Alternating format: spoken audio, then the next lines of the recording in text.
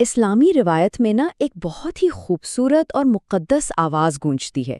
ایک ایسی آواز جو دلوں کو سکون دیتی ہے اور روح کو ایک تازگی بخشتی ہے۔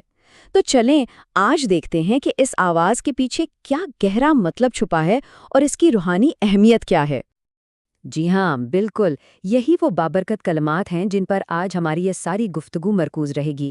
یہ آواز، یہ الفاظ لاکھوں مسلمانوں کے لیے محبت، عقیدت اور ایک گہری روحانی وابستگی کا اظہار ہیں۔ دیکھیں، یہ کلمات اور ان جیسے دوسرے درود و سلام دنیا بھر کے مسلمانوں کی زندگی کا ایک لازمی حصہ ہیں، اور یہ صرف عبادات تک ہی محدود نہیں ہے، بلکہ یہ ان کی روزمرہ کی گفتگو اور احساسات کا بھی حصہ بن چکے ہیں۔ تو سوال یہ اٹھتا ہے کہ آخر اس خوبصورت عمل کی جڑ کہاں ہے؟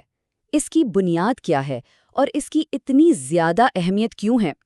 چلیں مل کر اس روحانی سفر کی گہرائیوں میں اترتے ہیں۔ اور اس کی بنیاد ہمیں سیدھا قرآن مجید میں ملتی ہے، سورۃ الاحزاب کی اس آیت میں۔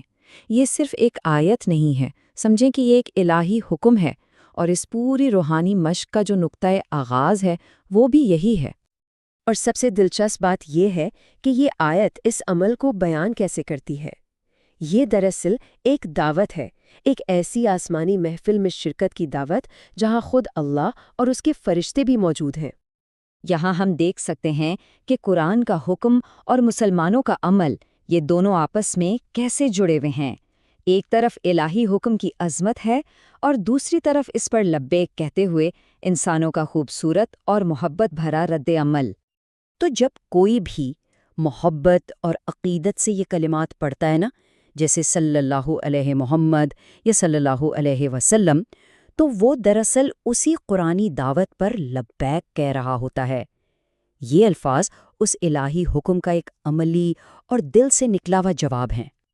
اچھا، تو اب سوال یہ ہے کہ اس عمل کا روحانی فائدہ کیا ہے، یعنی اسے پڑھنے والے کو کیا حاصل ہوتا ہے؟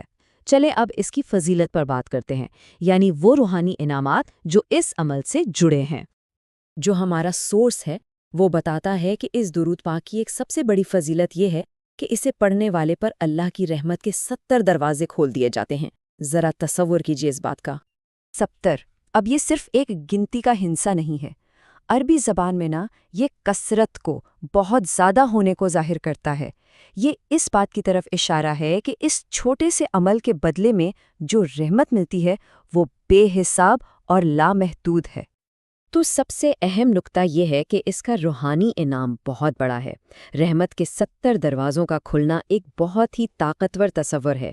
یہ اس بات کی نشاندہی کرتا ہے کہ اللہ کی مہربانی اور فضل انسان کو ہر طرف سے گھیر لیتا ہے، اسے اپنی پناہ میں لے لیتا ہے۔ تو یہ پورا معاملہ ایک بہت ہی خوبصورت سائیکل کی طرح ہے۔ دیکھیں، شروعات ہوتی ہے اللہ کے حکم سے، پھر انسان محبت سے اس پر عمل کرتا ہے، اور اس کے نتیجے میں اللہ کی طرف سے رحمتوں کا نزول ہوتا ہے۔ یہ ایک مسلسل اور بابرکت چکر ہے جو کبھی نہیں رکتا۔ تو اس ساری بات چیت کے بعد امید ہے کہ اب جب بھی آواز کان میں پڑے گی تو یہ صرف ایک آواز نہیں ہوگی، بلکہ سننے والے کے لیے یہ عقیدت، اطاعت اور اللہ کی بے پناہ رحمت حاصل کرنے کا ایک گہرا اور ذاتی عمل بن جائے گی۔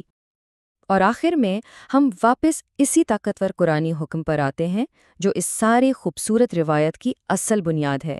یہ ایک دائمی دعوت ہے جو ہر سننے والے کو سوچنے پر مجبور کرتی ہے کہ ہم اس دعوت پر کس طرح لبیک کہہ رہے ہیں۔